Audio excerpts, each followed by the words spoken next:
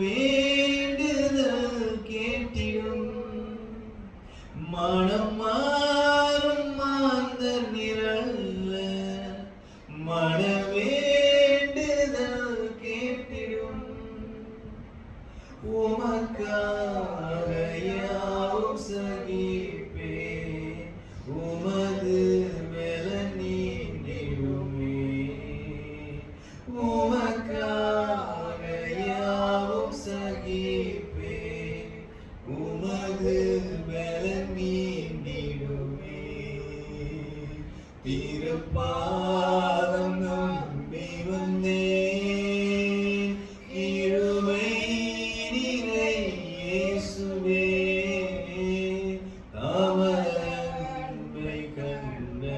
கண்டடைந்தேன் தேவ சமூகத்திலே தமரை கண்டடைந்தேன் தேவ சமூகத்திலே என்னை நோக்கி கூப்பிடு என்று இன்பத் துன்ப நேரத்திலும் என்னை நோக்கி கூப்பிடு என்று இன்பத் துன்ப நேரத்திலும் கருத்தாய் விசாரித்து என்றும் கனிவோடு என்னை நோக்கிடுமே கருத்தாய் விசாரித்து என்றும் கனிவோடு என்னை நோக்கிடுமே திருப்பாதம் நம்பி வந்தேன் கிருபை நிறை இயேசுவே தமரை கண்டடைந்தேன் தேவ சமூகத்திலே தமரை கண்டடைந்தேன் தேவ சமூகத்திலே அன்பின் சுருளியே ஆண்டவரே அன்புக்கு ஆண்டவரே ஆண்டவரே எபிரேய ஆண்டவரே வேதத்துல ஆண்டவரே நாங்க எங்களோட வேதத்துல நாங்க தேவன் தேவன் என்று படிக்கிற அந்த வார்த்தை எபிரேயருடைய வேதத்துல அது அன்பு அன்பு என்று எழுதியிருக்கிறது அன்பு இதை செய்தார் அன்பு இப்படி செஞ்சிச்சு அன்பு அப்படி செஞ்சிச்சுன்னு சொல்லி ஆண்டவரே எபிரேயரோட வேதத்துல அப்படி எழுதியிருக்கிறது உங்களை பத்தி ஆண்டவரே அன்புன்றது உங்களுடைய பேர் ஆண்டவரே மனம் இருக்கும் ஐயா ஆண்டவரே எனக்கும் என் ஜனங்களுக்கும் மனம் இருக்கும் ஆண்டவரே ஆண்டவரே மனம் இருக்கும் தேவன் அல்லவா ஆண்டவரே நாங்கள் செய்த ஒவ்வொரு பாவங்களும் அக்கிரமங்களையும் மீறி எங்க மீது நேசம் கொண்ட தேவன் அல்லவா ஆண்டவரே எங்க மீது ஆண்டவரே உங்களுடைய கிருபையின் கரத்தை உங்களுடைய இரக்கத்தின் கரத்தை எங்க மீது வைக்க ஆண்டவரே ஒரே விஷயம் நீங்க நோக்கி பார்த்தா நாங்க பொழைச்சுக்குவோம் ஆண்டவரே ஆண்டவரே உங்களை நோக்கி பார்த்ததுனால நாங்கள் பிழைத்திருக்கிறோம் ஆண்டவரே நோக்கி பார்த்ததினால் பிழைத்து கொண்டோம் ஐயா உம்மை நோக்கி பார்த்ததினால் பிழைத்து கொண்டோம் ஐயா உம்மை நோக்கி பார்த்தாண்டவர் வெங்கால சர்ப்பமாக நாங்க ஒரு விசை மத்தது எல்லாத்தையும் கவனம் செலுத்தது விட்டுட்டு நோக்கி பார்த்தோம் நோக்கி பார்க்கறதுக்கு எங்களுக்கு உதவி செய்ய உங்களை நோக்கி பார்க்கறதுக்கு எங்களுக்கு உதவி செய்ய ஆண்டவரே இந்த காலை வேளையில் ஆண்டவரே ஆண்டவரே இந்த வார்த்தையை தேவ வார்த்தையுடைய கருத்துல ஒப்பு கொடுக்கிறேன் தகப்பனே ஆண்டவரே காலை வேளையில் தேவ வார்த்தையுடைய கருத்துல ஒப்பு கொடுக்கிறேன் நீர் ஆண்டவரே இந்த வார்த்தையை இவர்களுக்கு பிரசன்ட் பண்ணணும் ஆண்டவரே Lord thank you. You present this word to them, Lord. In the name of the Lord Almighty Jesus Christ, name I pray, Lord. Let your word be released into them right now. Not me, Lord. Do not let people to look at me at all, Lord. I'm unworthy of carrying your word, Lord. Lord, எனக்கு தகுதி இல்ல உங்களோட வார்த்தையை பேசுறதுக்கு ஆனாலும் தகுதி இல்லாத என்னை நீங்க தேர்ந்தெடுத்த இந்த வார்த்தையை பேச வைத்ததுக்காக நன்றி. என்னுடைய நாவாக நீங்க செயல்படுங்க In the mighty name of the Lord Almighty Jesus Christ's name I pray. Amen.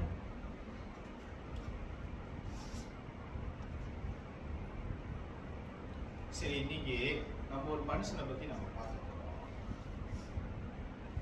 சரிங்களா? இந்த மனுஷன் யாருன்னா, அவர் பேர் வந்து ஜேக்கப். சொல்லுங்க. ஜேக்கப். ஜேக்கப் அப்படின்னா என்ன அர்த்தம்னா, பித்தலாட்டக்காரன், ஏமாத்துக்காரன், புடுங்குறவன். ஓகே, அதாவது எல்லாத்தையும் அபகரிக்கிறவன். புரியுதுங்களா? ஆளுங்கிட்ட இருந்து அநியாயமா எல்லாத்தையும் அபகரிக்கிறவன் ஏமாத்துக்காரன். லாயர்லா, சீட்டர், ஏமாத்துக்காரன். அதான் அவர் பேரோட அர்த்தம். நம்ம ஆதியாகமம் 29வது அதிகாரத்துல நம்ம போனோம்னா, இந்த யாக்கோபோட ஒரு கைவசத்தை நம்ம பார்க்கலாம். அதாவது ஏமாத்துக்காரன் நான் சொன்னாங்க உங்களுக்கு புரியாது. அவர் எப்படி ஏமாத்தினாரு அப்படி சொன்னாதான் புரியும். அது இல்லையா?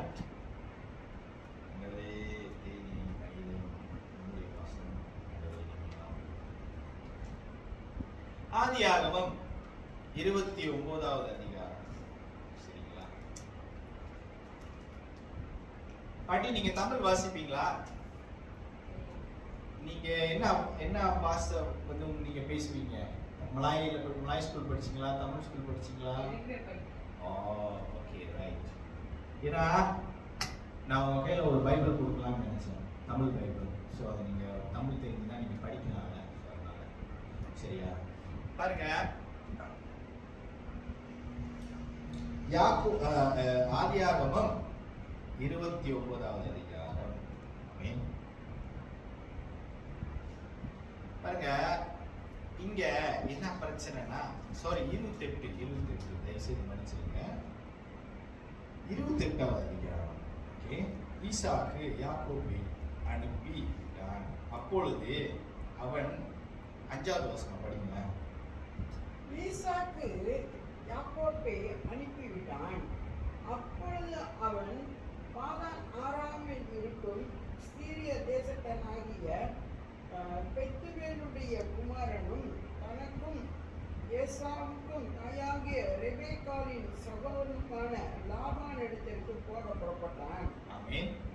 பாருங்க, இங்க யாக்கோப், அதாவது இந்த ஏமாத்துக்காரர் வந்து அவங்க அப்பா அம்மா வந்து கூப்பிட்டு, ஈசாக்கு வந்து அவங்க அப்பா. ஈசாக்கு வந்து ரொம்ப உத்தமமான ஒரு மனுஷன்.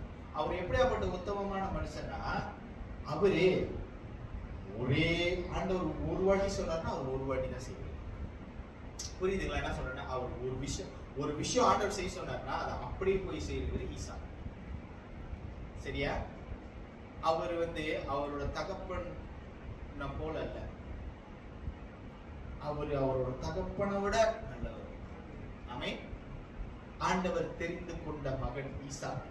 இந்த ஈசாக்குன்றவர் வந்து சில இடத்துல ஆண்டவராகிய இயேசு கிறிஸ்துவை பிரதிபலிப்பாரு. எப்படின்னா, அவங்க அப்பா அவரை வந்து ஒரு ஆண்டவர் சொல்லுவாரு, என்ன சொல்லுவாருன்னா, அவங்க அப்பா கிட்ட 100 வயசு, அவங்க அப்பாக்கு 100 வயசு ஆயிட்டோன்னு அவங்க அப்பாவுக்கு வந்து ஒரு பிள்ளையை கொடுப்பாரு ஆண்டவர். அந்த பிள்ளை தான் ஈசாக்கு. இந்த ஈசாக்க ஆண்டவர் ஒரு நாள் சொல்லுவாரு, இந்த ஈசாக்கு எடுத்துட்டு வந்து எனக்கு பலி கொடுன்னு சொல்லுவாரு. மலை மேல ஏறி எனக்கு கட்டை மேல ஒரு புள்ளியை வச்சு வெட்டு எனக்கு பலி கொடுன்னு சொல்லுவாரு. அப்ப இவர் என்ன பண்ணுவாரு, அவங்க அப்பா கட்டை எல்லாத்தையும் இந்த பையனோட தோல் மேல துக்க வச்சு அவனை மலை மேல ஏத்தி போவாரு. இது நீங்க இந்த காட்சியை வந்து இயேசுவோட வாழ்க்கையில நடக்கும். அதே மாதிரி பாருங்க, சிலுவையை ஏத்தி, தன்னுடைய சரீரத்துல சிலுவையை ஏத்தி அந்த மலை மேல கொண்டு போன அந்த சிலுவையை கொண்டு போய் அந்த சிலுவையில அறைவாங்க. ஈசாக்கு இந்த மாதிரி இடங்கள்ல ஆண்டவராக இயேசு கிறிஸ்துவ பிரதிபலிச்சிருப்பாரு. அங்க ஈசாக்கு வந்து ஆண்டவர் வந்து கத்தி எடுக்கும் போது, வேகமா கத்தி எடுக்கும் போது ஆண்டவர் என்ன சொல்வாரு, ஆபிரகாம் உன் புள்ளிய விட்டாங்க அப்படின்னு சொன்னா, அங்க ஒரு ஆடு இருக்கும், ஒரு ஆடு மாட்டிட்டு இருக்கும். பாத்தீங்களா? அந்த ஆடுதான் பாவத்தை சுமந்து தீர்க்க வந்து தேவ ஆடு.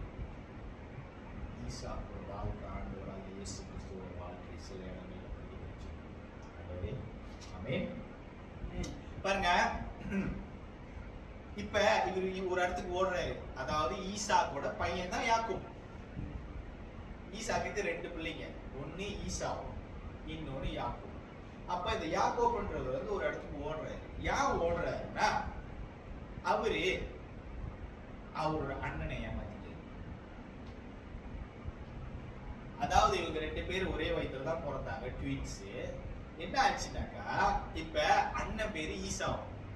அவங்க அப்பா என்ன சொல்லுவாருன்னா, நான் உன்னை பிளஸ் பண்ண போறேன், இது மேபி என்னோட கடைசி வாழ்க்கையா இருக்கலாம், நீ என்ன பண்ண. ஈசாவுன்றது வந்து ஒரு நல்ல வேட்டைக்காரர்,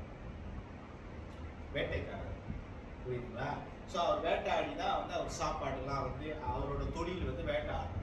இந்த யாக்கோப்புன்றவரோட தொழில் வந்து என்னன்னா, அவர் வீட்லயே இருந்து கூடாரத்தை பார்த்துக்கிட்டு சமைக்கிறது. அவர் ஒரு சமையல்காரர், ஒரு குணசாலி கூடாரவாசி. ஆனாலும் நீங்க அவரோட தொழில் இருந்து என்னதுன்னு எடுத்துக்கிறது நீங்க பாத்தீங்கன்னாக்கா, ஆடு மேய்க்கிறது, மாடு மேய்க்கிறது, வீட்டில் உள்ள காரியங்கள்லாம் பார்த்துக்கிறது, சமைக்கிறது, இந்த மாதிரி கேரக்டர். 2 பிள்ளைங்க ஒரே வயசுல தான் பிறந்துச்சுங்க, ஆனா அதுங்களுக்கு கேரக்டர் சரிங்களா? அப்ப இவர் வந்து என்ன பண்ணுவாரு, ஈசாக்கு வந்து தன்னுடைய பெரிய பையனை கிட்ட சொல்லுவாரு. என்ன சொல்லுவாருன்னா, நீ போய் வேட்டையாடிட்டு வா, எனக்கு நல்ல ஒரு மிருகமா பிடிச்சி எடுத்துட்டு வா, நான் அது நல்லா எனக்கு சமைச்சு கொண்டு வா, நான் சாப்பிட்டுட்டு நான் உன்னை பிளஸ் பண்ணுவேன், நான் உன்னைய ஆசீர்வாதம். அந்த பெத்தவங்க கடைசி நேரத்துல வந்து ஆசீர்வதிப்பாங்க தெரியுமா? கடைசி அவங்க வாழ்க்கையோட கடைசி இறுதி நேரத்துல பிள்ளைங்களா கூப்பிட்டு ஆசீர்வாதம் பண்ணுவாங்க, அந்த மாதிரி. அப்ப இந்த ஈசாக்கு வந்து ரொம்ப வயசாயிட்டனால அவருக்கு கண்ணு தெரியல, கண் பார்வை போயிடுச்சு. ஸோ அவர் ஈசாவை கூப்பிட்டு இந்த மாதிரி சொன்னோடனே ஈசாவை வந்து என்ன பண்றாரு, வேகமா வேட்டையாடுறதுக்கு போயிட்டாரு. இதை கேட்டுக்கிட்டு இருந்த அவங்க அம்மாக்கு பெரிய பையனை பிடிக்காது, சின்ன பையன் மேல உயிர். சரியா? ஏன் பெரிய பையனை பிடிக்காதுன்னா, பெரிய பையன் அம்மாக்கு பிரியம் இல்லாத, அம்மாக்கு பிடிக்காத பொண்ணுங்களை கல்யாணம் பண்ண. புரியுதுங்களா? அம்மா பெரிய பையனோட வாழ்க்கைக்காக ஒரு விஷயத்தை யோசிச்சு வச்சிருந்தாங்க, புரியுதுங்களா? ஆனாலும் அந்த பெரிய பையன் அவங்க அம்மாவோட பெற்றோரோட சம்மதத்தை மீறி வேற ஒரு பிள்ளையை கல்யாணம் பண்ணிட்டான்.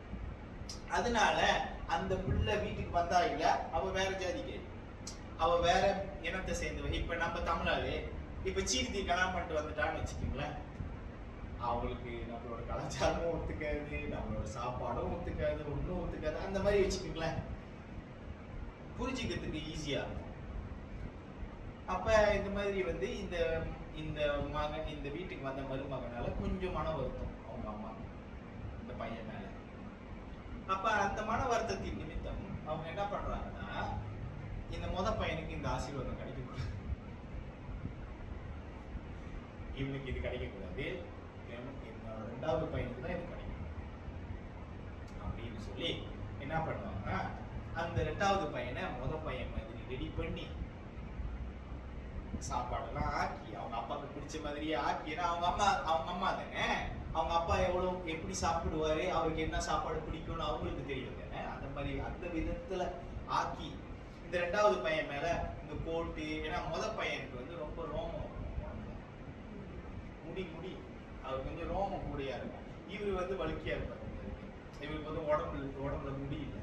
அதனால என்ன பண்ணுவாங்க, ஆட்டு தோலெல்லாம் ஒரு மாதிரி வச்சு அட்ஜஸ்ட் பண்ணி பையன் மாதிரி ஆக்கி அனுப்பிடுவாங்க. பையனோட உள்பு குட்டி பாப்பா அங்க போயிட்டோம்னா அது மூந்து பார்த்துட்டு அவங்க அப்பா வந்து ஓகே நம்ம பையன் தான், 2வது பையன் தான். ஆனா அவங்க அப்பா அப்பயும் கேட்பாரு, கண்ணு தெரியாது இல்ல, என்னது உன்னோட ரூபம்லாம் வந்து பையன் மாதிரி இருக்கு, ஆனா உன் குரல் 2வது பையன் மாதிரி இருக்கிறேன்னு கேட்பாரு. இல்ல நான் தான் அப்படின்னு அடிச்சு பேசி அவர் ஆசீர்வாதத்தை வாங்கிட்டு வருவாரு. வேட்டாட போடுறதுக்கு முத பிள்ளை இருக்குல்ல, வேட்டாட போற பிள்ளை அது வந்துச்சு. அதுவும் அதே மாதிரி பண்ணிட்டு அவங்க அப்பா போய் கூப்பிட்டு, அப்பா எந்திரிங்க, சாப்பிட்டுட்டு நீ ஆசீர்வாதம் பண்ணுங்க. அப்பா அவங்க அப்பாவுக்கு துக்குன்னு தூக்கி போனோம். நீ யாருன்னு கேட்பாரு. நான் தான் அவங்க பெரிய பையன். அப்ப ஒருத்தன் வந்துட்டு போறான், அவன் யாருன்னு கேட்பாரு. அப்ப அவனுக்கு தெரிஞ்சிடும். பாருங்க, இந்த கதை வந்து கொஞ்சம் சுவாரஸ்யமா இருக்கு.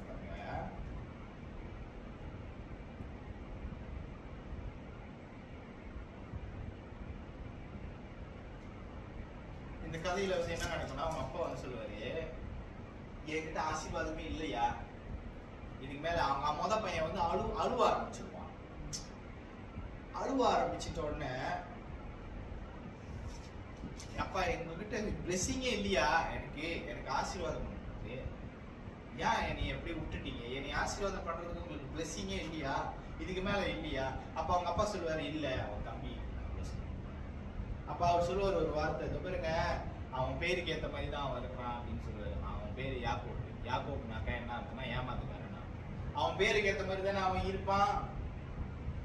அப்போ உள்ள ஆளுங்களாம் வந்து அர்த்தத்தோட பேர் வைப்பாங்க. இந்த ஆளு அவங்க பேர் வச்சாலே அந்த கேரக்டர் வந்து அந்த இருக்க வரும். ஸோ அப்போ அவன் பேருக்கு ஏத்த மாதிரி தானே இருப்பான் அப்படின்னு வந்து அண்ணனுக்கு ஒரே ஆத்திரம். ஏன்னா அந்த ஆசீர்வாதம் தம்பிக்கு போயிடுச்சு. இனிமே தம்பி தான் நம்ப, அதாவது வீட்டுல மொத பிள்ளைக்கு தான் வந்து 2 பங்கு விசேஷம் எல்லாமே மொத பிள்ளைக்கு தான் கிடைக்கும். ஆனா இந்த கதையில என்ன ஆச்சுன்னா, தம்பிக்கார வந்து நடுவுல பூந்து அழகா ஆசீர்வாதத்தை வாங்கிட்டு போயிட்டனால மொத பிள்ளைக்கு ஒண்ணும் இல்லாம போச்சு. இது வந்து ஒரு உலக நியாயப்படி பார்த்தா இது தப்பு. ஆனாலும் கடவுளுக்கு இந்த மகன் மேல ஒரு சித்தம் இருந்துச்சு, 2வது பையன் மேல. அப்ப இந்த 2வது பையன் மேல ஒரு சித்தம் இருந்ததுனால இந்த காரியத்தை ஆண்டவரே அனுமதித்தார். புரியுதுங்களா? சோ இந்த ஏமாத்துக்காரனை கடவுள் கொண்டு போய் என்ன பண்ணாருன்றத பத்தி தான் நம்ம பார்க்க போறோம். பாருங்க,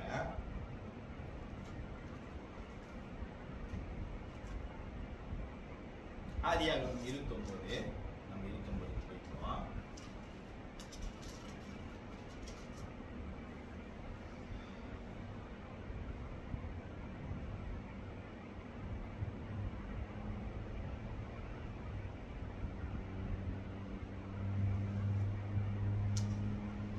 ஆ 29:18 படிங்களேன்.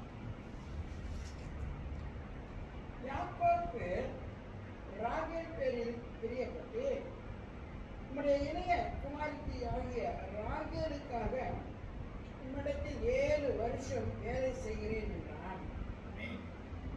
பாருங்க பாருங்க, இங்க யாக்கோபு வந்து இந்த ஏமாத்துக்காரர் வந்து அவங்க அண்ணன் கொலை பண்ண போறான் அப்படின்னு தெரிஞ்சிட்ட உடனே அவங்க அம்மா என்ன சொல்லுவாங்க, ஒரு பேர் உங்க அண்ணன் உன்னை என்னைக்காவது இருந்தாலும் உங்க அப்பா சாவடிக்க வெயிட் பண்றான், உங்க அப்பா செத்துட்டாருன்னா நீ முடிஞ்ச, ஒரே நாள்ல நான் 2 பிள்ளையும் இறக்க விரும்பல, நீ எங்கேயாவது ஓடி போயிரு, உன் மாமா வீடு இருக்கு. எங்க லாபான் வந்து ராகேலோட அப்பா. ராகேல்னா யாருன்னா யாக்கோபோட அம்மா. புரியுதுங்களா? அதாவது ஈசாக்கோட பொண்டாட்டி மகன். நம்ம பார்த்தோம்ல ஒரு அம்மா, அந்த கேரக்டர். அந்த கேரக்டர் வந்து என்ன சொல்றாங்கன்னா, யாக்கோபு கிட்ட நீ ஓடிடு, வண்ணங்காரனை ஏமாத்துறதுக்கு போயிடுச்சு, வண்ணங்காரன் அவனை சொல்லுவான் அப்படின்னு அவர் ஓடுறாரு. அவங்க மாமா வீட்டுக்கு ஓடுறாரு. சரியா? அவங்க மாமா வீட்டுக்கு ஓடினோடனே அங்க போய் அவரு போய் பாக்குறாரு, அவங்க மாமா வீட்டுக்கிட்ட போய் பாக்குறாரு. அவங்க மாமா மகளை பார்த்துட்டு, சரி அந்த காலத்துல வந்து வீட்டுக்கு வந்தாங்கன்னா விருந்தாடிங்க, அப்ப அவங்க தங்கி இருந்து ஏதாவது வேலை செய்யணும் அப்படின்னு சொல்லி வராங்க. அவங்களுக்குலாம் வந்து என்ன இருக்குதுன்னா ஆடு மாடு நீக்கிறது. அப்ப அவர் வீட்டுக்கு வந்தோடனே அவர் கேட்கிறாரு, அவங்க மாமா கேட்கிறாரு, சரி ஐயா உங்களுக்கு இருந்து வந்திருக்க, சரி என்ன பண்ணலான்னு இருக்க அப்படின்னு. இவர் சொல்றாரு பதிலுக்கு, உன் 2வது மகளை நான் பார்த்தேன், உன் மகளை நான் பார்த்தேன், உன் மகளை எனக்கு பிடிச்சிருக்கு, உன் மகளுக்காக 7 வருஷம் நான் அவங்ககிட்ட வேலை செய்யறேன், அவனை எனக்கு கல்யாணம் பண்ணி கொடுத்து அப்படின்னு சொல்றாரு மாமா கிட்ட. மாமா சொல்றாரு, சரி பெரிய ஒருத்தனுக்கு கல்யாணம் பண்ணி கொடுக்குறது நான் உனக்கு கல்யாணம் பண்ணி, நீ சொந்தக்கார பையன் அப்படின்னு. சரி 7 வருஷம் ஆடு மேய்ச்சிட்டு, ஆடு மேய்ச்சி 7வது வருஷம் கல்யாணம் நடக்குது. கல்யாணம் நடக்கும்போது பார்த்தாக்கா அண்ணன் தங்கச்சிக்காரிக்கு பதிலா அக்காக்காரி கல்யாணம் பண்ணி வச்சுட்டாங்க இருக்குல்ல. அதாவது முகத்தை மூடி அவங்க மாமா ஏமாத்திட்டாரு. அவங்க மாமா இந்த யாக்கோபை ஏமாத்திட்டாரு. அதாவது ஏமாத்துக்காரனே ஒரு ஆள் ஏமாத்திட்டாரு,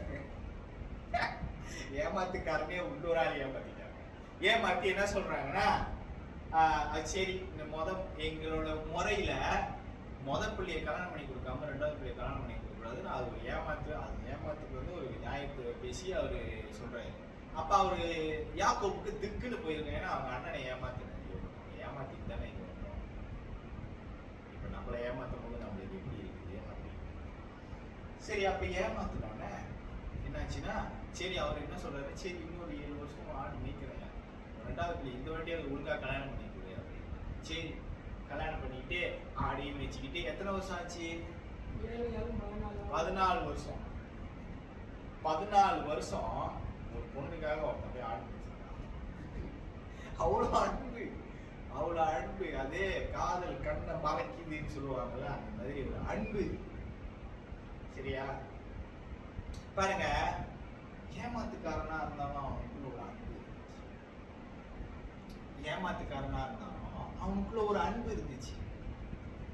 அப்ப ஆண்டவர் இந்த மகனை தெரிஞ்சு கொண்டனால, இந்த யாக்கோப்புன்றவர் ஆண்டவர் தெரிஞ்சு கொண்டாரு. ஏன்னா அவன் ஏமாத்துக்காரனா இருந்தாலும் அவனை ஆண்டவர் தெரிஞ்சு கொண்டது நிமித்தம் அவனோட வாழ்க்கை எப்படி நடத்தி கூட்டிட்டு போறாரு பாருங்க. 14 வருஷம் போச்சு. ஒரு பொண்ணுக்கு 2 பொண்ணுக்கு, அப்புறம் பிள்ளையாயிடுச்சு, பிள்ளை குட்டி. அப்புறம் தொடர்ந்து இந்த மாமா ஏமாத்தின மாமா கிட்டே திரும்பி வேலை செய்யறாரு. 20 வருஷம் வேலை செய்யறாரு. எத்தனை வருஷம்? 20 வருஷம் வேலை செஞ்சுட்டு இந்த 20 வருஷத்துல அவங்க மாமா 10 தடவை அவர் சம்பளத்தை மாத்திருக்கு. நீங்க உங்களை பத்தி கொஞ்சம் யோசிச்சீங்களா? 20 வருஷம் ஒரு கம்பெனில வேலை செய்யறீங்க, 10 தடவை உங்களை சம்பளத்தை மாத்தி சம்பளத்தை மாத்தி 2 மாசத்துக்கு, அதாவது 2 வருஷத்துக்கு ஒரு வாட்டி சம்பளத்தை மாத்திருக்கு. 20 வருஷம் நம்ம கணக்கு எடுத்தோம்னா 10 வாட்டி சம்பளம் மாத்திருக்கிறாங்கன்னா அப்படின்னா 2 வருஷத்துக்கு ஒரு வாட்டி சம்பளத்தை மாத்திருக்காங்க. 2 வருஷத்துக்கு ஒரு, இந்த வருஷம் சம்பளம் 4000 ரூபாயா, அடுத்த வருஷம் சம்பளம் உனக்கு 3000. அதுக்கப்புறம் திருப்பி வா 5000, அப்புறம் திருப்பி போ. 10 வாட்டி. இந்த யாக்கோப்புன்ற மனுஷன் பொறுமையான மனுஷன் இல்ல, ரொம்ப பொறுமையான மனுஷன். அவன் மாமாக்கு உத்தமமா தான் இருந்தான். அவன் ஏமாத்துக்காரன் தான். ஆனா அவங்க மாமா அவனை ஏமாத்துறாங்கன்றது தெரிஞ்சும் அவன் ஒரு பாடத்தை அங்க கத்துக்கிறதுக்காக, ஆண்டவர் அவன் ஒரு பாடத்தை கத்துக்கிறதுக்காக அங்க கூட்டிட்டு போய் விட்டனால அவன் அந்த இடத்த விட்டு ஓடியாருல.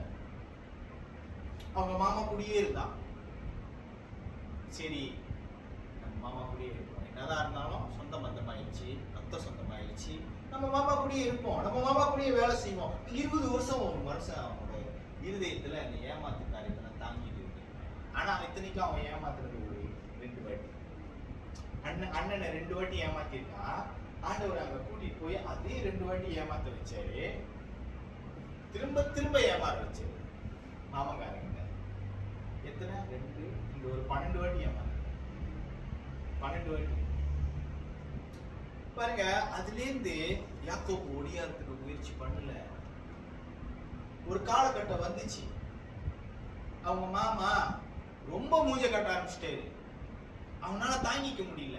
அவன் பொண்டாட்டிக்க 2 பேர்த்தையும் கூப்பிட்டு, ஏன்னா அக்கா தங்கச்சி கல்யாணம் பண்ணிட்டால, அப்ப பொண்டாட்டியை கூப்பிட்டு சொல்றான், இந்த மாதிரி உங்க அப்பா என்கிட்ட சரியா நடந்துக்க மாட்டாரு, நம்ம தனியா போகணும்னு நினைக்கிறேன், நம்ம தனி கொடுக்கணும் போகணும்னு நினைக்கிறேன். பாருங்க இந்த மனுஷனோட உண்மையை பாருங்க. 20 வருஷம் அப்படியே உழைச்சிருக்கான். பாருங்க எப்படி அவன் உழைச்சிருக்கான்றது நமக்கு தெரியணும்ல. 31 ஆதியாகமம் 31 36வது வசனத்திலிருந்து 42வது வசனம் படிங்க.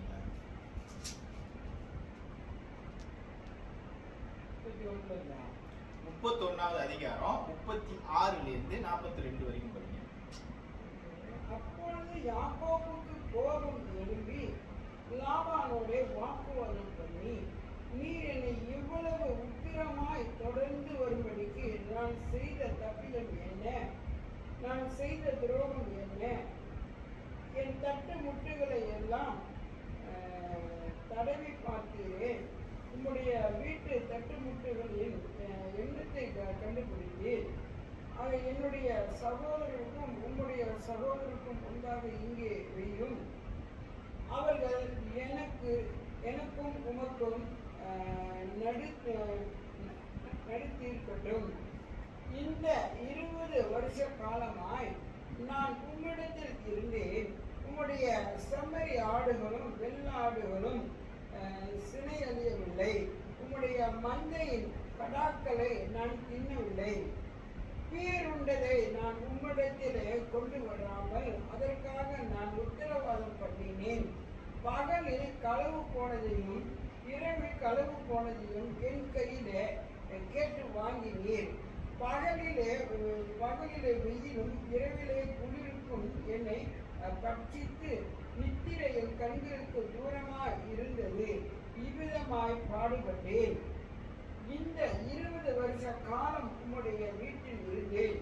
14 வருஷம் உம்முடைய 2 குமாரர்களுக்காகவும் 6 வருஷம் உம்முடைய மந்தைகளுக்காகவும் உம்மிடத்தில் சேமித்தேன். 10 முறை என் சம்பளத்தை மாற்றினேன். என் பிதாவின் தேவனாகிய ஆபிரகாமின் தேவனும் ஈசாக்கின் பயபக்திக்குரியவரும் என்னோடு இராமல் போனால் நீர் இப்பொழுது என்னை வெறுமையாய் அனுப்பிவிப்பீர். தேவன் சிறுமையும் என் கை பிரயாசத்தையும் பார்த்து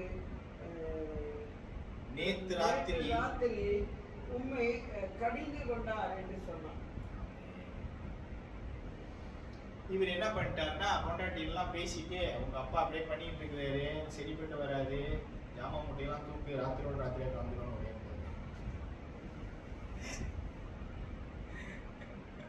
அவங்க அப்பா வந்து என்ன, அவங்க அப்பா கிட்ட போய் அவர் சம்பளம் அவர் கேட்டுருக்காரு, எனக்கு ஃபேமிலி நான் பிளான் பண்ணிருக்கோம், பொண்ணுங்க அவங்களாம் நான் பார்த்துக்கணும், எனக்கு கொஞ்சம் ஷேர் கொடுல, நான் ஒரு நாள் உங்க கூட வேலை செஞ்சிருக்கேன், எனக்கு கொஞ்சம் ஷேர் கொடு அப்படின்றதுக்கு அவங்க மாமா என்ன சொன்னாரு, இந்த லெம்பிங்கான ஆடுலாம் இருக்குல்ல, கொஞ்சம் அப்படி தட்டுமுட்டு ஆடுலாம் இருக்குதுல்ல, அதெல்லாம் இவர் பக்கத்து தள்ள பார்த்தாரு அவங்க மாமா. ஆனாலும் இவன் வேலை தெரிஞ்சவன், இவன் இறங்கி வேலை செய்யறவன், அவங்க மாமா முதலாளி. 20 வருஷம் இப்ப படிச்சீங்க பாத்தீங்களா, நித்திரை என் கண்களுக்கு தூரமா இருந்தது. பகல் இல்ல, ஏன்னா ஆடு மேய்க்க போறவங்க வந்து வெயில் அடிக்குமோ மழை பெய்யுமோ இல்ல ஏதாவது ஆகுமோ அவங்களுக்கு தெரியாது. ஆனா அவங்க அந்த இடத்துல இருந்தா குளிர் காலம் வந்துருச்சுன்னு வச்சுக்கோங்களேன், குளிர்லயோ உட்காந்துருக்கணும், அப்படியே வெய்ய காலம் வந்துச்சுன்னா வெயில்ல உட்காந்துருக்கணும். ஏன்னா ஆடு எங்க மேய்க்குதோ அங்கதான் அவங்களுக்கு வேலை. ஸோ அந்த ஆடோடு அவன் இருந்தனால எது பலமான ஆடு எது பலவீனமான ஆடுன்றது அவனுக்கு நல்லா தெரியும். ஆமீன். ஸோ அப்ப இவரே என்ன பண்ணாரு, இவர் ஒரு முறையை கண்டுபிடிச்சு அந்த ஆடுகள்லாம் ஒன்று சேர வச்சு பலமான ஆடோட பலமா போட்டு அந்த முறைகள் வந்து அங்க இருக்கும் பைபிள்ல. ஸோ நம்ம அதுக்குள்ள ரொம்ப போக வேணாம், நம்மளுக்கும் அதை பத்தி அவ்வளவா தெரியாது, சரியா? ஸோ அதுக்குள்ள போய் அவங்க ஒரு நல்ல ஒரு முயற்சி பண்ணி அந்த நல்ல ஆடுகள்லாம் இவர் பக்கம் கொண்டு வந்து அப்படியே ஆடு எடுத்து அப்படியே அவங்க மாமா விட்டு கிளம்பிட்டு அவங்க மாமாவுக்கு 3 நாள் சென்று தான் விஷயமே தெரிய வந்தது, ஆளை காணோம் அப்படின்னு. போய் தேடிட்டு போறாரு. போய் தேடிட்டு போகும்போது என்ன ஆச்சுன்னா, அவங்க மாமாக்கு ஒரு குலதெய்வம் இருந்துச்சு. அந்த குலதெய்வத்தோட சிலைய மகக்கறி 2வது மக தூக்கி, அப்ப அவனை ஏமாத்துறதுக்கு பாருங்க, ஒரு ஆள் 100 ஆளை ஏமாத்து, 100 ஆள் 100 ஆளை ஏமாத்து, 100 ஆள் 100 ஆளை ஏமாத்து. புரியுதா உங்களுக்கு? புரியுதுங்களா? ஆனா இதுக்கு மத்தியிலையும் ஆண்டவர் அவரோட வேலையை எப்படி செய்யறாரு, அதுதான் நம்ம பாருங்க. நம்ம இன்னைக்கு மனுஷனா இருக்கிறோம், நம்ம ஒருத்தர் நம்ம ஏமாத்திக்கலாம், ஒருத்தருக்கு விரோதமா நம்ம ஏதாவது என்ன பண்ணிக்கலாம். நான் இன்னைக்கு உங்க மூஞ்சி முடிக்கு பார்த்து சிரிக்கலாம், நீங்க இப்ப இங்க இந்த கதவு விட்டு விளையாடுறதுக்கு அப்புறம் நான் உங்களை பத்தி தப்பா பேசலாம். ஆமா தானே? பாருங்க, நம்மளுக்குள்ள நம்ம இந்த இவ்வளோ காரியம் நம்மளுக்கு இருந்தாலும் ஆண்டவர் நம்ம மத்தியில தான் கிரியை செய்யுது.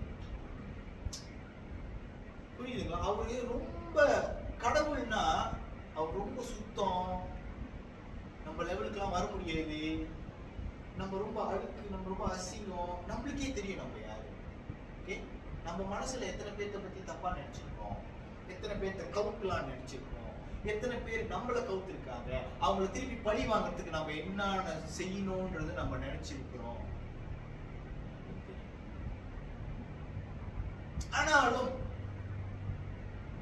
நிதானம் ஒரு விஷயம் இருக்கிறதுனால ஆண்டவர் அவரோட வேலையை செய்யறாரு நம்ம மத்தியிலன்ற அந்த நிதானம் நம்மளுக்கு எப்போதும் இருக்கும். புரியுதுங்களா? இல்லைன்னா எப்போ நம்மளாம் வந்து மிருகங்களாக மாறிடும். வேதத்துல ஒரு இடத்துல சங்கீதத்துல போட்டு, உங்களை தெரிஞ்சுக்கிறதுக்கு முன்னாடி நான் மிருகத்தை போல இருந்தேன்னு போட்டிருக்கேன். ஆமென். பாருங்க, நான் உங்கள்கிட்ட பேச வந்த விஷயம் வேற என்னன்னா, நான் வேற விஷயத்தை பத்தி பேசிட்டு இருக்கேன். என்னன்னா, இந்த இடத்துல லாபான் துரத்திட்டு போறாருல, அவங்க மாமா துரத்திட்டு போறாரு, ராத்திரியோட ராத்திரி இவனை ஏதாவது பண்ணணும், இவனை ஏமாத்தி என் பிள்ளைங்க என்னோட பேத்தி பேரன் எல்லாத்தையும் கூட்டிட்டு ஓடிட்டான். என் தெய்வத்தையும் தூக்கி போயிட்டானுங்க. இவனுங்களை விடக்கூடாதுன்னு சொல்லி துரத்திட்டு போறாரு மாமா. ஆனா துரத்திட்டு போகும்போது அவங்க ரொம்ப தூரம் போயிட்டாங்க. 3 நாள்ல ரொம்ப தூரம் போயிட்டாங்க. அப்ப அவங்க மாமா துரத்திட்டு போன நடுவழியில ரெஸ்ட் எடுக்கணும்ல.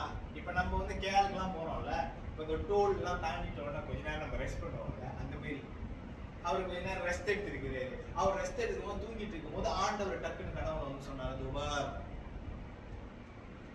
நாளைக்கு நீ போற அவன்கிட்ட அவனை நெருங்கிடுவ, ஓகே? அவன்கிட்ட நீ ஜாக்கிரதையா பேசணும். புரியுதுங்களா? அவன்கிட்ட நீ ஜாக்கிரதையா பேசணும். ஏன் தெரியுமா?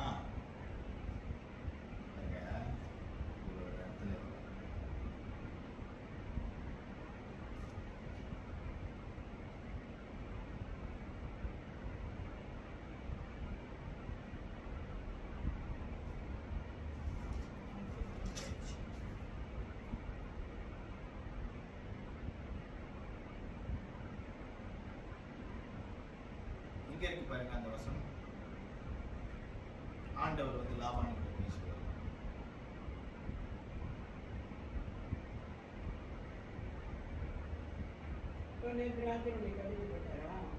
ஆமா.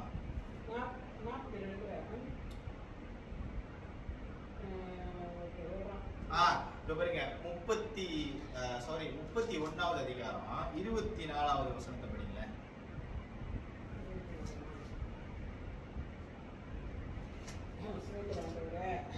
அன்று ராத்திரி தேவன் சீரியா தேசத்தான் ஆகிய லாபானுக்கு சொப்பனத்தில் தோன்றி, நீ யாக்கோபோடு நன்மையே அன்றி தீமை ஒன்று பேசாதபடிக்கு எச்சரிக்கையாக இரு என்றார். எப்படி வார்னிங் பண்றாரு பாத்தீங்களா?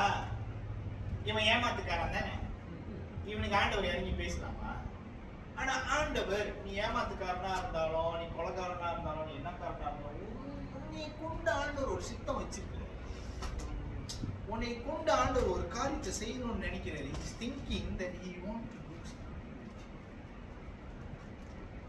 ஆண்டவரோட இருதய துடிப்பை நீங்க கேட்டிருக்கிறீங்களா? நீ வச்சு நான் ஏதாவது பண்ணணும்பா, நீ அநியாயம் பண்றதா, நீ நிறைய பண்றதா, நீ வச்சு நான் ஏதாவது பண்ணணும்பா. ஏன்னா பர்ஃபெக்டா இருக்கிறத வச்சு என்னால ஒன்றும் பண்ண முடியாது. பர்ஃபெக்ட் இல்லாததை வச்சு தான் என்னால ஏதாவது பண்ண முடியும். பாருங்க, அவங்க மாமங்காரனுக்கு ஆண்டவர் இறங்கி அன்னைக்கு ராத்திரி அவனோட கனவுல வந்து பேசியிருக்காரு, நீ வந்து அவனை பார்க்க போற, நீ அவன்கிட்ட நன்மையை மாத்தான் பேசணும். 20 வருஷம் மாமங்காரனுக்கு உழைச்சிருக்கானா? 20 வருஷம் மாமங்காரனுக்கு கொஞ்சம் கூட அந்த சிந்தனை வரல. ஐயோ 20 வருஷம் நம்ம கூட வேலை செய்யலாம், இவங்கிட்ட நம்ம யாருக்கு வந்திருக்கணும் அந்த சிந்தனை? மாமனுக்கு வந்திருக்கணும். மாமனுக்கு வரல. நேரம் அங்க போயிட்டோன்னே ஆண்டவர் வந்து இப்படி பேசிட்டோன்னே அப்புறம் கொஞ்சம் அமைதியா வருது. பாருங்க, நம்ம ஆண்டவர் எப்படி இருந்தாலும் நம்ம ஆண்டவர் நாள மாத்தவங்க கனவுக்குள்ள போய் கூட உங்களை காப்பாற்ற முடியும். எப்படி எப்படிலாம் ஆளுங்களை காப்பாத்தி நீங்க கேள்விப்பட்டிருப்பீங்க. இப்படி ஆளுங்களை காப்பாத்தி நீங்க கேள்விப்பட்டிருக்கீங்களா? நான் கேள்விப்பட்டது. நான் நேற்று படிச்சேன்னா ஆண்டவர் அவங்களோட சொப்பனத்துக்குள்ள போய், உன் எதிரியோட சொப்பனத்துக்குள்ள போய், உன் எதிரியோட கனவுக்குள்ள போய் அவனை கூட நீ ஜாக்கிரதையா இரு, அவன் மேல நீ கைய வச்ச, நீ தொலைஞ்சன்னு சொல்றதுக்கு ஆண்டவருக்கு இன்னைக்கு வரைக்கும் ஆண்டவருக்கு அதே மாதிரி தான்.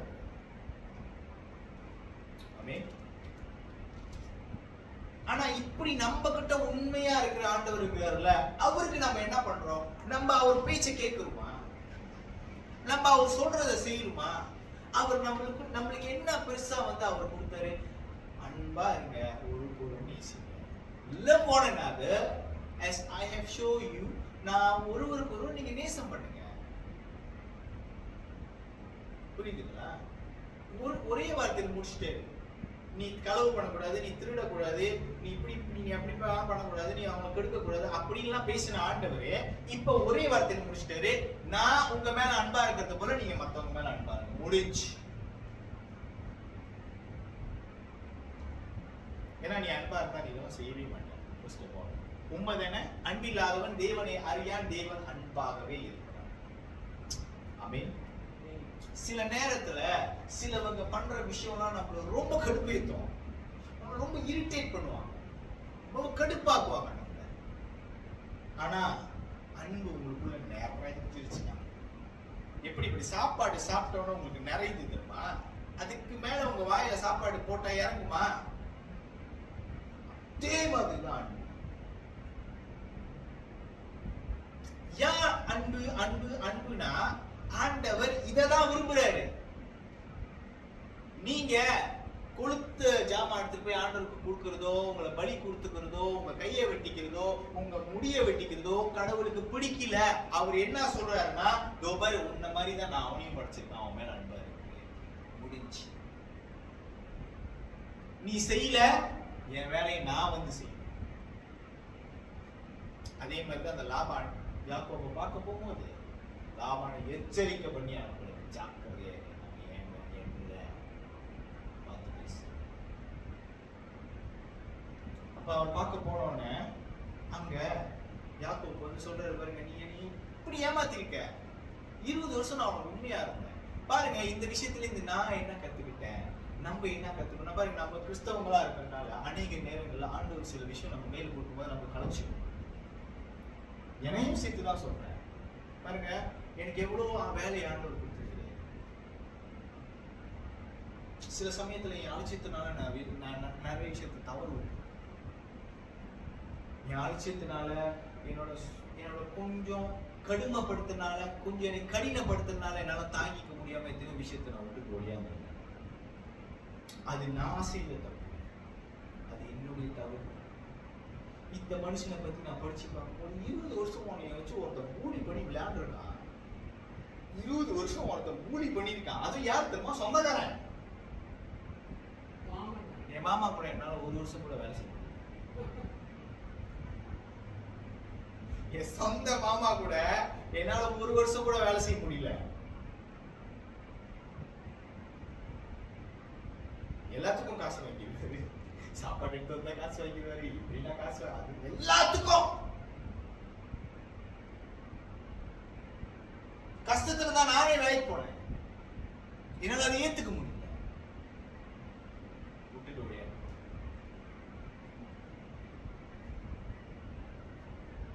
அன்னைக்கு ஆரம்பிச்சேன் பாத்தீங்களா, அந்த விளையாட்டு தான் இன்னைக்கு வரைக்கும் வாழ்க்கையில போயிட்டே இருக்கு. நான் ஒரு தீர்மானம் பண்ணேன், நீங்க எந்த இடத்துல எனக்கு உட்கார வைக்கிறீங்களோ நான் அமைதியாக அந்த இடத்துல உட்கார. யாத்திரமா நான் இந்த நேரத்தில் என்ன சொல்றேன், இது பதிவு பண்ணணும் தான் எனக்கு. கர்த்தர் கேட்கிறாருல்ல, என்னோட புக்ல நான் பதிவு பண்ணியிருக்கேன், இதோட ஸ்டாப், இதோட என் வாழ்க்கையில் நான் நிஜ லெட்டரே எழுதுறேன். அப்படியே எழுதுறதா தான் உங்க ஊழியத்துக்கு வரேன்னு சொல்லிட்டு எழுதிட்டு தான் வரேன். வேற எந்த நிஜ லெட்டரே லைஃப்ல நான் எழுதுறது கிடையாது. ஆமீன். நீங்க எனக்கு சாட்சி. 20 வருஷம் ஒருத்தவங்க ஒரு இடத்துல வேலை செஞ்சு அவங்க கூலி பண்ணி அவன் டார்ச்சர் பண்ணி இந்த மாதிரிலாம் பண்ணி அவன் உண்மையா இருந்தனால ஆண்டவர் அவனை வச்சுட்டு அவனுக்கு செஞ்ச ஆண்டவர் எனக்கு செய்ய மாட்டாரா? அவனும் என் மாதிரி என் கிளாஸ் தான், என்னோட ரேஞ்சு தான். அவன் ஏமாத்துக்க, அவன் பொய்யன்னா நான் பித்தலாட்டக்காரன், நான் பித்தலாட்டக்காரன்னா அவன் ஏமாத்துக்காரன். நம்மளாம் ரொம்ப யோக்கியமோ? நம்ம மனசுல நம்ம எந்த தப்பும் நினைக்கிறதே இல்லையா? இல்லதானே? பாருங்க, நம்மளுக்கு இந்த சோதனைகள் வந்து இருந்துகிட்டே தான் இருக்கும். சோதனை நிமித்தமா மற்றவங்களை ஏமாத்திடலாம், சோதனை நிமித்தமா மற்றவங்களுக்கு ஏதாவது கெட்டது செய்யலாம். சில சமயம் நீங்க அதை செய்யக்கூடாதுன்னு தான் விருப்பப்படுவீங்க, ஆனா உங்களுக்கு அதை செய்யாம உங்களுக்கு வேற வழி இல்லை. புரியுதுங்களா நான் சொல்றேன்? But the thing is, even though how bad is your character, because God rest, கடவுள் உன்னை படைச்சிருக்கிறாருல்ல, உங்க கேரக்டர் எவ்வளவு மோசமா இருந்தாலும் கடவுள் உங்களை படைச்சிருக்கிறாருல்ல, உங்களை படைச்சது நிமித்தம் உங்களை ரொம்ப நேசிக்கிறார். அவரோட கையின் வேலையை வந்து அவர் கை விட்டுட்டாருன்னா, இதே மாதிரி இந்த யாக்கோபு கை விட்டுருந்தாருன்னா என்ன ஆயிருக்கும்? ஆவகாரம் வந்து வெட்டி போட்டது என்ன ஆச்சுன்னா, மாமங்காரனால அந்த சிலையும் கண்டுபிடிக்க முடியல. வந்து பிடிச்சிட்டான். வந்து இவங்களை பிடிச்சிட்டான். பிடிச்ச உடனே எல்லா ஜாமாவையும் தடவி பார்க்கறானுங்க. யாக்கோபுக்கு கோவம் வந்துச்சு. அதாவது ஏமாத்துக்காரங்க கூட சில சமயம் கோவம். ஏய், ஏன் ஜாமான நீ எதுக்கு கை வைக்கிற? எல்லாத்தையும் தேடி இப்ப ஏதாவது இருந்துச்சா? 20 வருஷம் நான் உன் கூட வேலை செஞ்சேன். ஏன் என்னால அங்கேருந்து தூக்கிட்டு வர முடியாது எல்லாத்தையும்? வாடெல்லாம் நான் வெட்டி சாப்பிட்டுருக்கேன் ராத்திரி. எங்கேயாச்சும் கொண்டு போய் பிளாக்ல வித்து நான் வாட. நீ என்னை இப்படி பண்ணனாலதான் ராத்திரி கடவுள் வந்து கனவுல வந்து உன்கிட்ட பேசிட்டு. ஆமாக்காரனால ஒண்ணுமே பேசல. ஆனா மாமக்காரன் ஒரு விஷயம் சொல்றாரு. என்ன தெரியுமா சொல்றாரு? தம்பி, நீ வயசுல ஸ்தில் என்னோட சின்னவன். நீ அப்படி சொல்லாம கொள்ளாம தெரியும் தூக்கிட்டு வந்துட்டிய பிள்ளைங்க, சொந்தக்கார பிள்ளைங்க, என் சொந்த பிள்ளைங்களை தூக்கிட்டு வந்துட்டேன். என் பேரன் பேத்தியெல்லாம் தூக்கிட்டு போயிட்டேன். என்கிட்ட ஒரு வார்த்தை கூட சொல்லலையே. நீ என்கிட்ட சொல்லியிருந்தீங்கன்னா நானே மேலதாளத்தோட உன்னை அனுப்பி வச்சிருப்பேனே. ஆண்டவர் பேசணும்னு அவர் வாயிலிருந்து வர வார்த்தை இருக்கிறார். ஆண்டவர் சுருட்டுன்னு ஒரு சூடு போட்டவன மாமங்கார எப்படி பேசுறேன்னா, நீ என்கிட்ட சொல்லியிருந்தா நான் மேலதாளத்தோட உன்னை அனுப்பி வச்சிருப்பேனே. என் பேர பிள்ளைங்களுக்கு நான் முத்தம் கொடுத்து அனுப்பி வச்சிருப்பேன், வழி அனுப்பி வச்சிருப்பேன்டா. ஏன்டா என்கிட்ட சொல்லுங்க? என்ன இருந்தாலும் ஒரு பெரிய மனுஷன் தானே. ஒரு வயசுல மூத்தவங்க தானே. அவங்க பேச்சுக்கு சில சமயத்துல வந்து சில விஷயம் வந்து சுருக்குன்னு நம்ம கொடுத்தோம். புரியுதுங்களா? ஒரு வாலிபனா இருக்கிறதால நான் இது சொல்றேன்.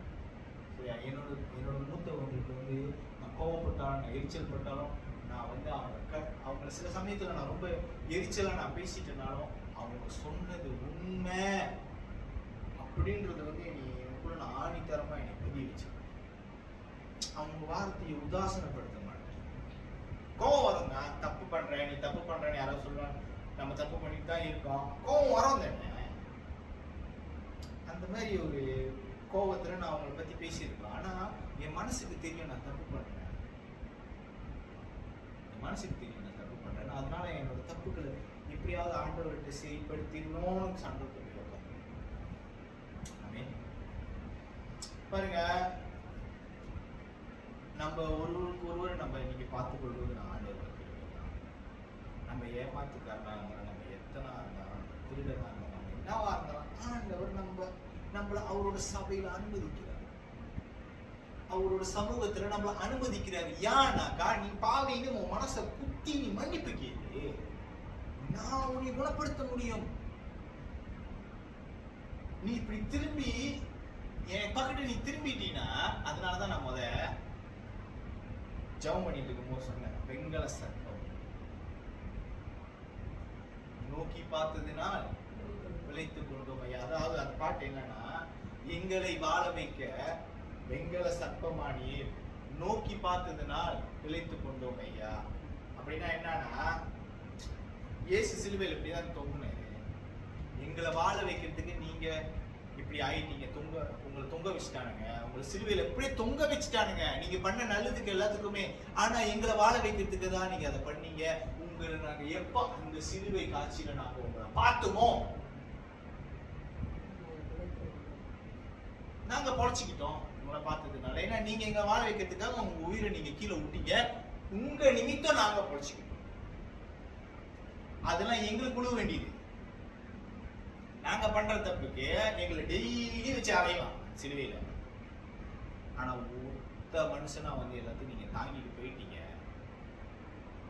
நாங்க பொழைச்சிக்கிட்டோம். உங்களால நன்றியா இருக்கிறோம். நாங்க நன்றியா இருக்கிறதுக்கு நாங்க விரும்புறோம். அந்த மாதிரி ஒரு ஏக்கத்தோட சபைக்கு ஓடியாங்க. உங்க ஜெபத்துல எப்போதும் ஜெபமே பண்ணாதீங்க.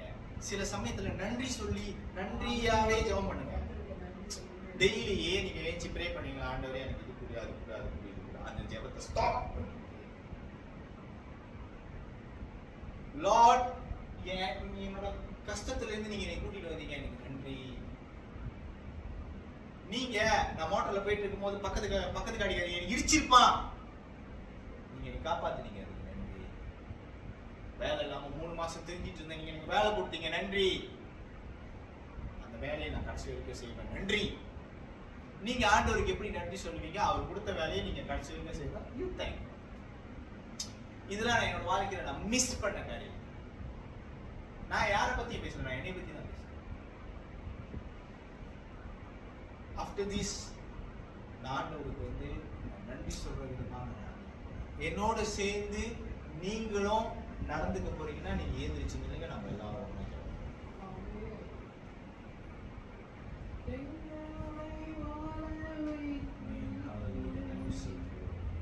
அந்த பாட்டு நம்ம திருப்பி ஒரு வாட்டி பாடுவோம். எங்களை வாழ வைக்க வெங்கல சர்ப்பமணி, எங்களை வாழ வைக்க வெங்கல சர்ப்பமணி, நோக்கி பார்த்ததினால் பிழைத்து கொண்டோமையா, உம்மை நோக்கி பார்த்ததினால் பிழைத்து கொண்டோமையா,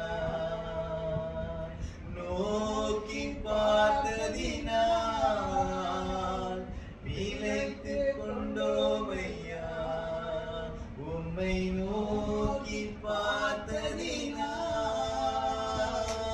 பிழைத்து கொண்டோமையா. உங்களை நோக்கி பார்த்ததுனால நாங்க போச்சு. அநேக தவறுகள் எங்களோட வாழ்க்கையில எங்கள் தேவனாகி நீங்க அதெல்லாம் நினையாம ஆண்டவரே மனதுருகி உங்களுடைய கரத்தை நீட்டி இன்னைக்கு வரைக்கும் எங்களுக்கு அதிசயத்தை பண்ணிட்டு இருக்கிற தேவன் தான் நீங்க. எங்க சத்துருக்களோடு வழக்காடுறது நீங்க, நாங்க இல்ல. எங்கள்ல இருக்கிற எல்லா நன்மையும் உங்களை சேர்ந்துதான். எங்களுக்குள்ள இருக்கிற எல்லா நன்மைகளும் நீங்க கொடுத்தது, வீடு நீங்க கொடுத்தது, காடி நீங்க கொடுத்தது, வேலை நீங்க கொடுத்தது, எல்லாத்தையும் நீங்க கொடுத்தீங்க. நாங்க என்னத்தை எடுத்துட்டு வந்தோம்? எங்க துணியை கூட நாங்க போடாம தான் அந்த உலகத்தை பிறந்து வந்திருக்கோம். ஆனா இன்னைக்கு எங்களுக்கு ஆண்டவரே நாங்க போடாத துணியே இல்லாத அளவுக்கு எங்களை நீங்க ஆசீர்வதிச்சு வச்சிருக்கீங்க. உங்களுக்காக நாங்க ஏதாச்சும் பண்ணும்படிக்கு, உங்களுக்காக நாங்க ஏதாச்சும் பண்ணும்படிக்கு எங்களுக்கு மன இறங்குங்க ஆண்டவர். உங்களுக்கு நீங்க கொடுத்தது எல்லாத்துக்கும் நாங்க நன்றி சொல்றோம் ஆண்டவரே. இனிமேலும் ஆண்டவரே நீங்க கொடுத்தது எல்லாத்துக்கும் நன்றி சொல்லி நன்றி சொல்லி நன்றி சொல்லி உங்களுடைய நன்மைகளை நாங்க அனுபவிக்கும்படிக்கு, உங்கள நாங்க களி கூறும்படிக்கு, கோழி தன் குஞ்சுகளை கூட்டி சேர்ப்பது போல எங்களை கூட்டி சேர்த்திருக்க உங்களுக்குள்ள நாங்க களி கூறும்படிக்கு, அவன் செஞ்சான், இவன் செஞ்சான், இப்படி செஞ்சான், அப்படி செஞ்சான், அதெல்லாம் பார்க்காதபடி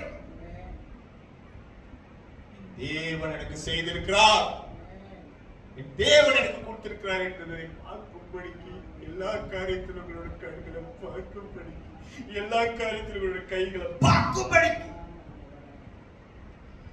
எங்களுக்கு கிருபை செய்யும். எங்களோட கை கரத்தை ஆண்டவர் எங்களுடைய இருதயத்தில் வைத்து நாங்கள் இந்த காரியத்தை அறிக்கை செய்கிறோம். ஆண்டவரே நீரே எங்களை நடத்தும்படிக்கு இந்த நேரத்தை உங்களுடைய கரத்தில் ஒப்பு கொடுத்து என் ஜனங்களுக்காகவும் நான் ஜெபம் செய்கிறேன். நாங்கள் எல்லாம் ஒரே இருதயத்தோட இனிமே உங்களுக்கு நன்றி சொல்லி தான் எல்லாத்தையும் நாங்கள் செய்வோம்னு சொல்லி ஆண்டவர் எங்களோட கரத்தை எங்களோட இருதயத்தில் வைத்து நாங்கள் அறிக்கையிட்டு ஆண்டவருடைய ஜெப வேலையை ஏறெடுக்கிறேன் பிதாவே.